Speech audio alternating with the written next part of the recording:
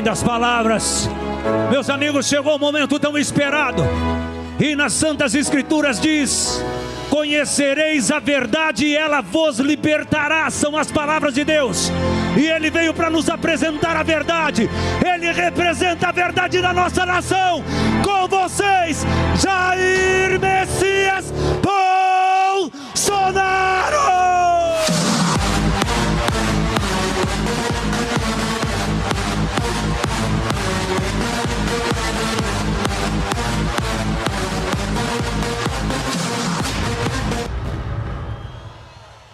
Bom dia, meu Rio de Janeiro. Bom dia, meu Brasil. Eu confesso que hoje está sendo um dos dias mais difíceis da minha vida. Porque nós vamos falar aqui sobre a vida de inocentes.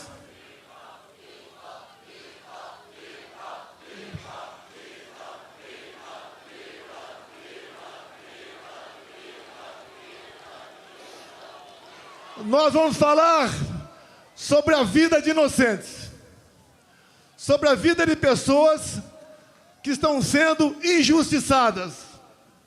Eu jamais esperava um dia estar lutando por anistia de pessoas de bem, de pessoas que não cometeram nenhum ato de maldade, que não tinham intenção e nem poder para fazer aquilo que estão sendo acusados. É muito comum seus governadores, Tarcísio, Mauro Mendes, Cláudio e Jorginho. Aqui nós sempre dizemos que defendemos as mulheres. Qualquer coisa contra uma mulher é uma polêmica enorme no Brasil. E, obviamente, mais que a defesa, devemos ter consideração com as mulheres. E olhem só, eu vou citar o nome de 5 mulheres aqui. A primeira, Débora dos Santos, está 2 anos em prisão preventiva. Está sendo julgada nesse momento em plenário virtual. Todo mundo está esperando mais uma condenação, com uma pesada pena. Eu peço a Deus que isso não ocorra. Temos também a senhora Valdete Ferreira, 73 anos de idade. Condenação, Cláudio Castro, 11 anos de cadeia. Temos também a senhora Iraci Naguchi, 71 anos de idade. Condenação, Tarcísio, 14 anos de cadeia. Temos aqui de Santa Catarina, Jorginho, a senhora Fátima de Souza, 67 anos de idade. Condenação, 17 anos de cadeia. E a última aqui, eu cito o Mauro Mendes, que é de Mato Grosso, mas a senhora do Ceará, senhora Francisca Eudete, 62 anos de idade. Condenação, 13 anos de cadeia. E mais dezenas de condenações.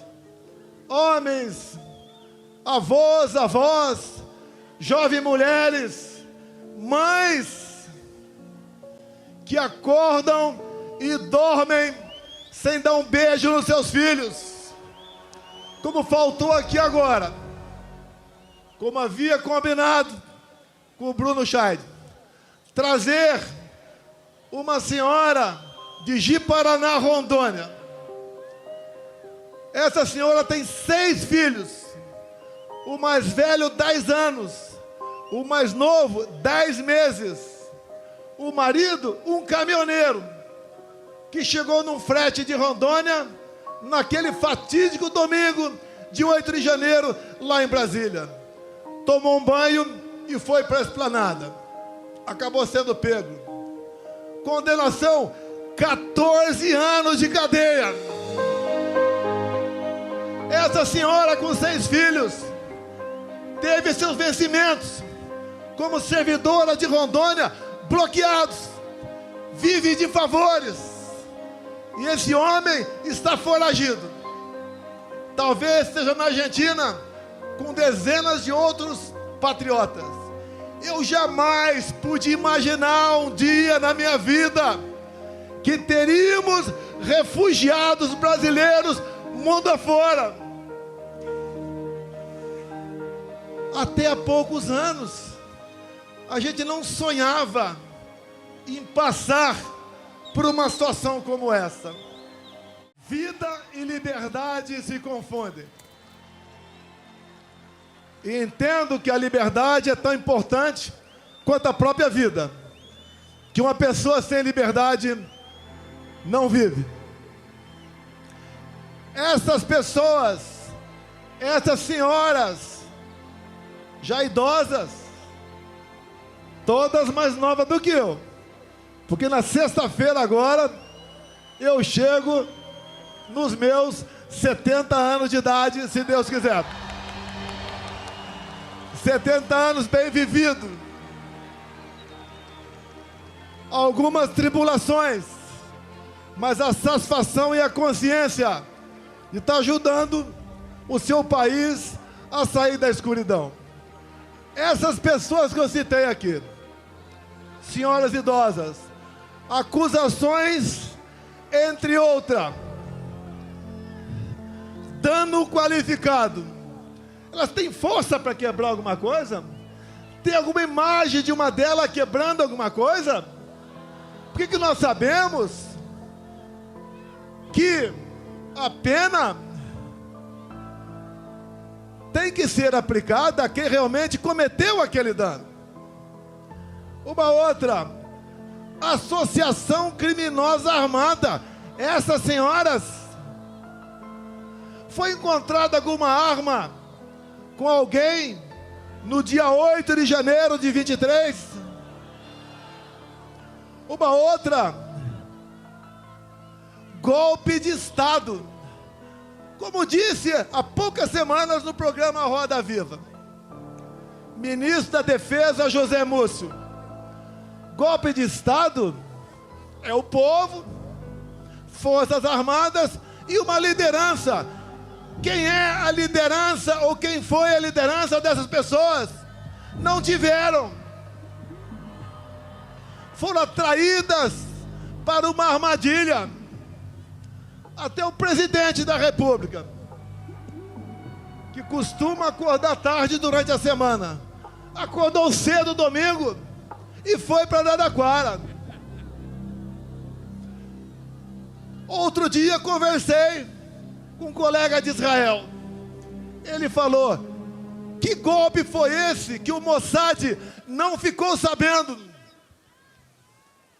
Quando se há uma tentativa dessa natureza pelo mundo, em poucos minutos, o mundo todo toma conhecimento.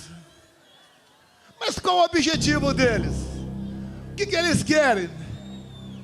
Todas as narrativas contra mim foram para o espaço. Marielle Franco, baleia, 100 imóveis no Vado Ribeira, móveis no Alvorada, joias, vacina, tudo foi embora. Sobrou a fumaça do golpe. Quando o Malafaia fala em dispositivos constitucionais, eu talvez, por obrigação, conheço um pouco mais a Constituição do que ele. Quando se fala em estado de sítio, estado de defesa, o primeiro passo é o presidente convocar os conselhos da defesa e o Conselho da República. Foi convocado? Não! Você vai naquele trabalho mal feito daquela banda da Polícia Federal que serve Alexandre de Moraes. Está lá que o golpe, segundo eles, começou no dia 29 de julho de 21. Alguém sabe o que aconteceu nesse dia? Você não sabe. Uma live que eu fiz lá no Alvorada e critiquei o sistema eletrônico de votação, onde eu dissequei um inquérito aberto em novembro de 2018.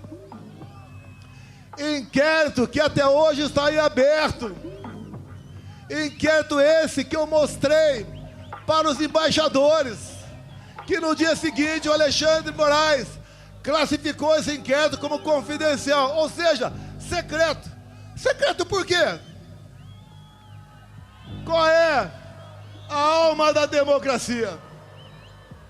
É a transparência, é o voto, é a contagem pública dos votos, é a certeza que o eleitor chega de dizer que votou em tal pessoa, o voto foi para aquela pessoa.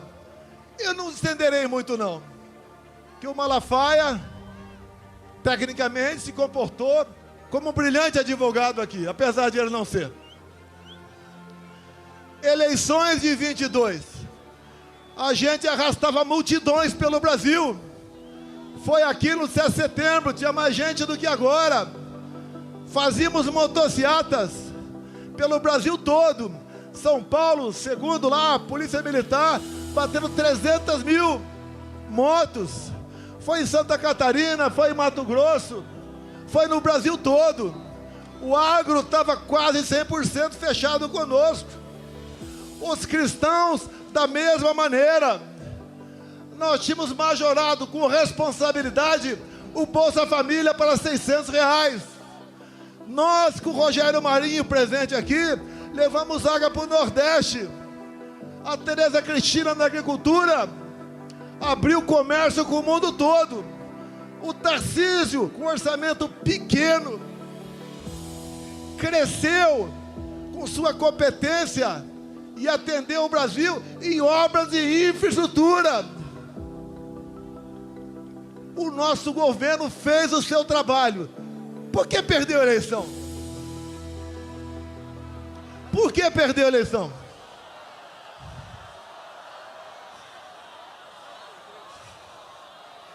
Será que a resposta está no inquérito 1361, secreto até hoje?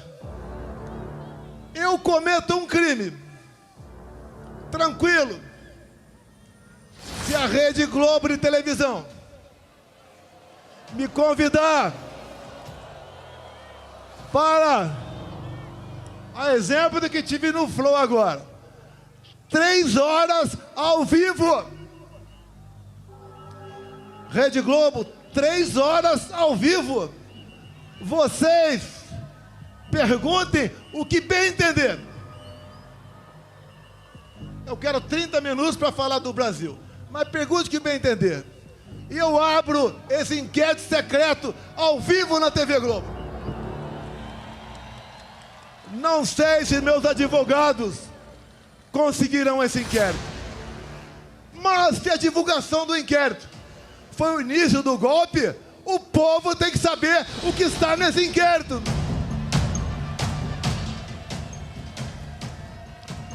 Todos os inquéritos de Alexandre de Moraes são confidenciais, secretos.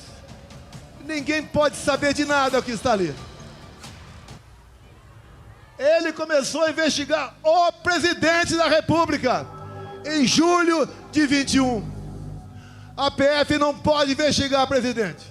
E não tinha um fato definido. Era um inquérito secreto, originário daquele outro, do fim do mundo. Nos acompanhava 24 horas por dia. O que eles queriam com isso? Minar a presidência da República. Não queriam que a gente continuasse. E houve sim mão pesada do Alexandre de Moraes por ocasião das eleições de 22. Por exemplo, segundo decisão dele, eu não podia mostrar a imagem do Lula defendendo o aborto. Eu não podia botar a imagem do Lula defendendo ladrões de celular, dizendo que isso era para tomar uma cervejinha. Eu não podia mostrar a imagem do Lula com ditadores do mundo todo.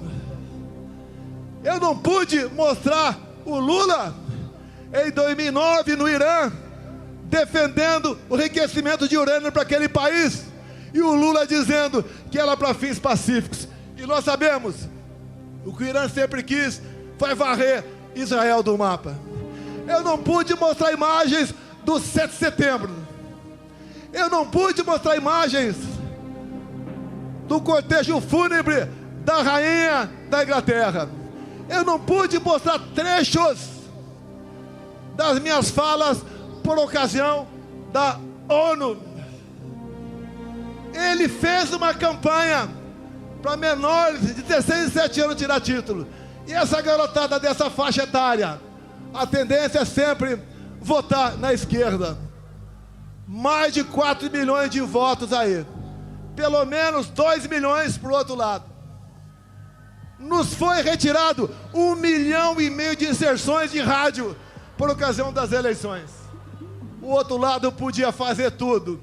Me chamava de misógino, de fascista, de nazista, até de pedófilo os caras me chamaram. De assassino da Marielle Franco. Podia tudo. E nós vimos de uma pandemia e de uma guerra. E nós demos tudo pelo Brasil. Se não fosse a excelente qualidade dos meus ministros e teus assessores, o Brasil tinha afundado na economia. Mas foi diferente. Atendemos os mais humildes com auxílio emergencial. Compramos 600 milhões de doses de vacina para quem quis tomar. Não exigi de ninguém. Não cobrei cartão vacinal. E o mundo está vendo agora o que foi aquele período, em especial, um relatório do Congresso americano de 500 páginas sobre o assunto. A verdade dói e pode tardar, mas ela não falha. Essas pessoas que estão presas, homens e mulheres, idosos, jovens mães, esse é o motivo desse nosso encontro aqui hoje em Copacabana. Mas o que eles querem no final das contas, como o ministro disse há pouco tempo, nós derrotamos o bolsonarismo. O que eles querem? Como viram que a questão da inelegibilidade dá para ser alterado, afinal de contas, me tornaram inelegível. Por quê? Pegaram dinheiro na minha cueca? Alguma caixa de dinheiro no meu apartamento? Algum desfalque estatal? Porque me reuni com embaixadores. E a outra, porque subi no carro de som do Silas Malafaia. A primeira, abuso de poder político. Não ganhei nenhum voto com aquilo. A outra, abuso de poder econômico. Não gastei nenhum centavo com isso também. O que eles querem? É uma condenação. Se é 17 anos para as pessoas humildes, é para justificar 28 anos para mim. Não vou sair do Brasil. A minha vida estaria muito mais tranquila se eu estivesse do lado deles. Infelizmente, quem prejulga e julga e faz maldade contra o povo, não posso estar do lado dessas pessoas. Escolhi o lado mais difícil, o lado do meu povo brasileiro. Não tenho obsessão pelo poder. Eu tenho paixão pelo meu Brasil.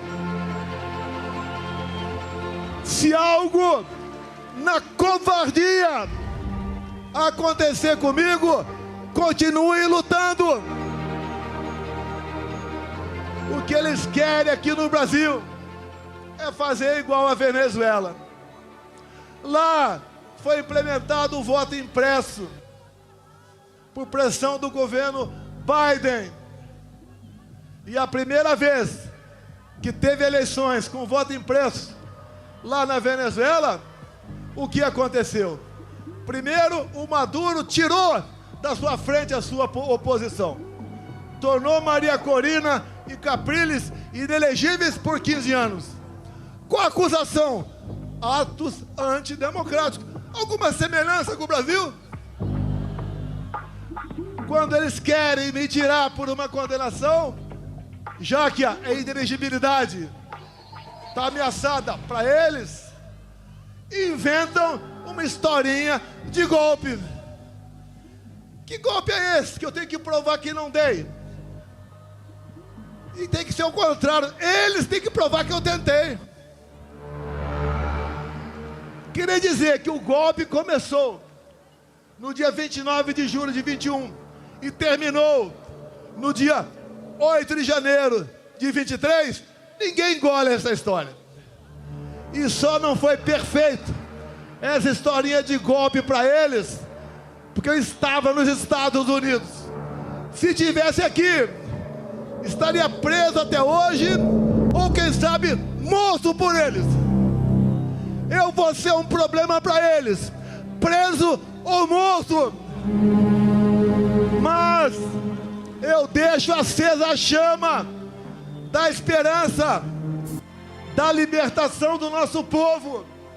Afinal, o Brasil é um país fantástico. Desculpem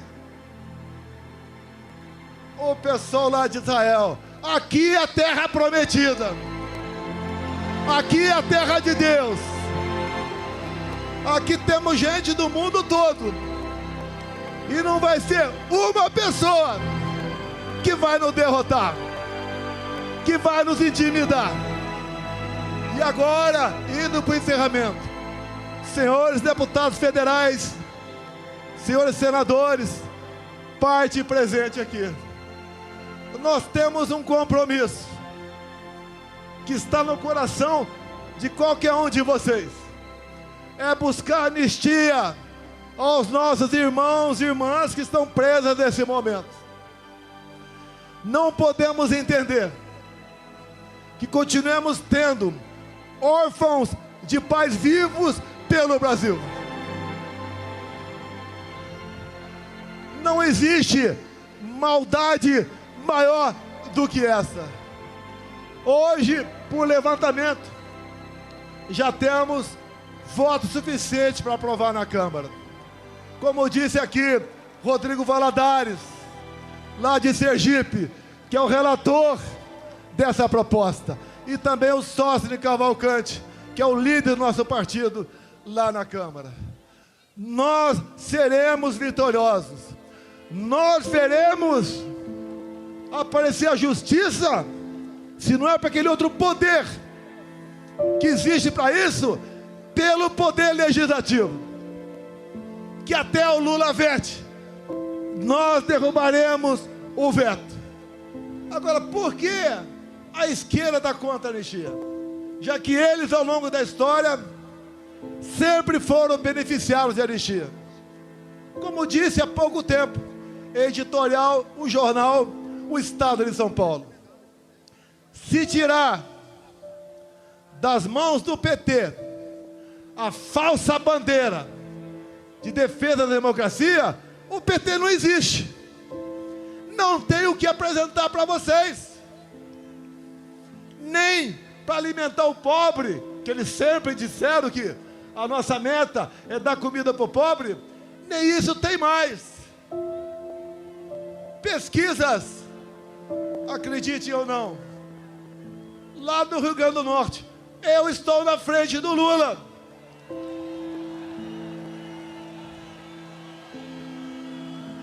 Indo para o encerramento, façamos comparações. Compara o nosso governo de poucos anos com o atual. Dá para comparar. Dá para comparar. Na infraestrutura, o atual ministro do PT com Tarcísio de Freitas.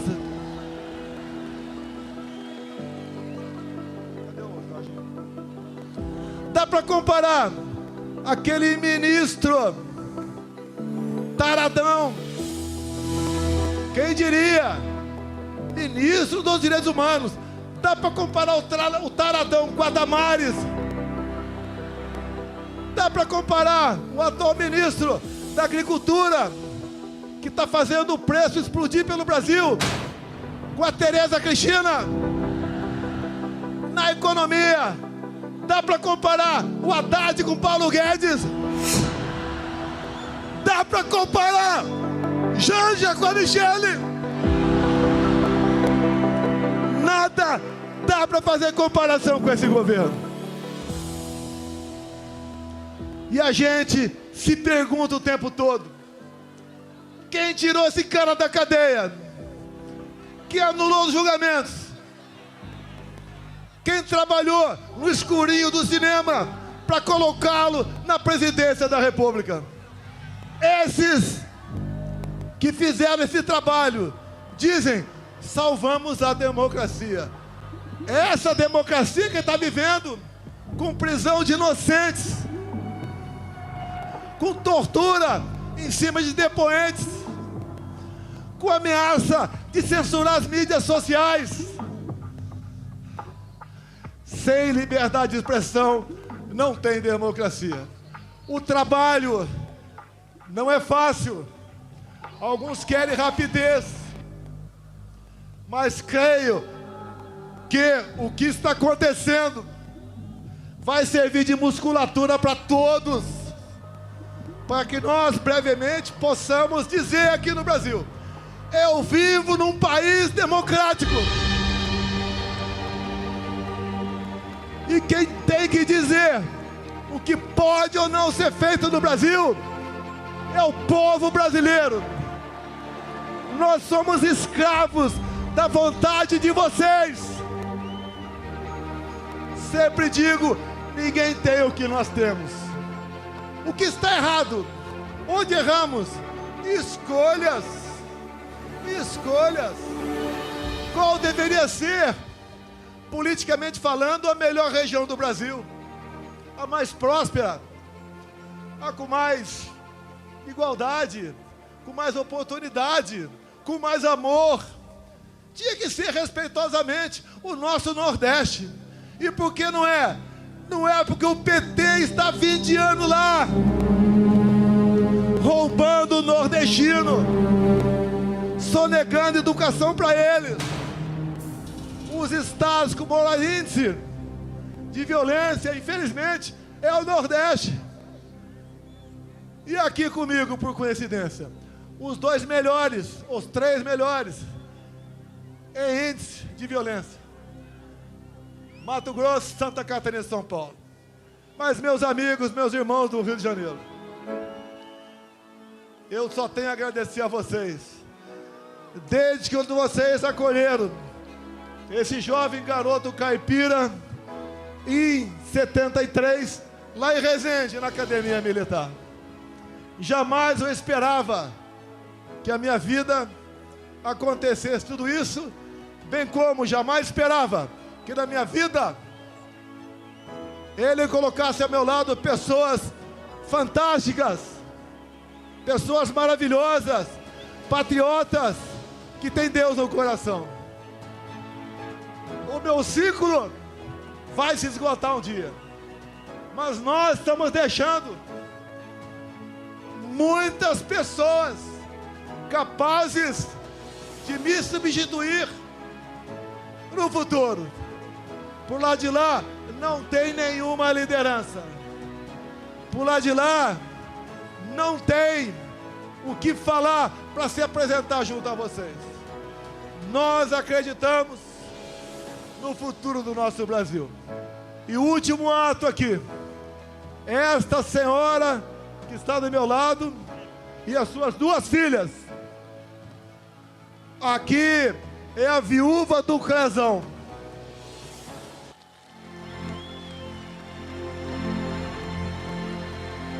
Ao seu lado aqui as 2 filhas. Uma família que tendo em vista a indecisão a decisão de alguém que devia usar sua caneta para fazer justiça, por 3 vezes negou a liberdade de um cardíaco para ser tratado condignamente. O Canzão acabou falecendo dentro do presídio em Brasília. É inadmissível isso daí. E por uma questão pessoal, luta pelo poder. Eles não derrotaram, nem derrotarão o bolsonarismo. Não derrotaram e nem derrotarão aqueles que defendem Deus, pátria, família e liberdade. Nós estamos mais fortes. E peço a vocês, por ocasião das eleições do ano que vem, me deem 50% da Câmara e 50% do Senado, que eu mudo os destinos do nosso Brasil.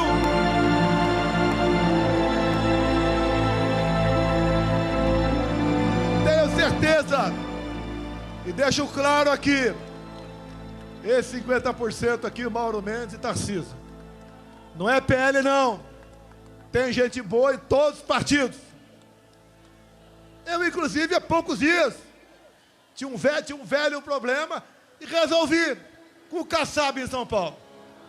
Ele está ao nosso lado, com a sua bancada, para aprovar a anistia em Brasília. Todos os partidos estão vindo. A população cada vez mais está consciente da maldade que foi e que está sendo com os presos de 8 de janeiro. Vai ser uma data para ser esquecida para sempre. As marcas perdurarão para sempre, mas uma data para ser esquecida ou conhecida por uma minoria que, usando o poder da sua caneta, tentou jogar o Brasil nos braços de uma ditadura que vocês sabem como ela começa e como ela termina. Ainda dá tempo. O Brasil precisa de cada um de vocês. No próximo dia 6, estaremos na Paulista, em São Paulo. Depois iremos para o Nordeste. Talvez Aracaju, do deputado relator. E assim nós vamos ganhando força. E com a verdade ao nosso lado, vamos mostrando que o Brasil tem sim de verdade. E dizer àqueles que não gostam de mim, lá de Brasília: eleições sem Bolsonaro é negar a democracia no Brasil. Se eu sou tão ruim assim, me derrote. E uma esperança para nós: o TSE, Tribunal Superior Eleitoral, por ocasião das eleições do ano que vem, será um tribunal isento, diferente daquele que conduziu as eleições em 2022. Muito obrigado a todos vocês. Obrigado a Deus pela minha segunda vida. Obrigado a esse povo maravilhoso que cada vez mais se interessa por política, que cada vez mais fala em valores e princípios. Para esse povo que está mudando o destino do nosso Brasil. Muito obrigado. Brasil acima de tudo.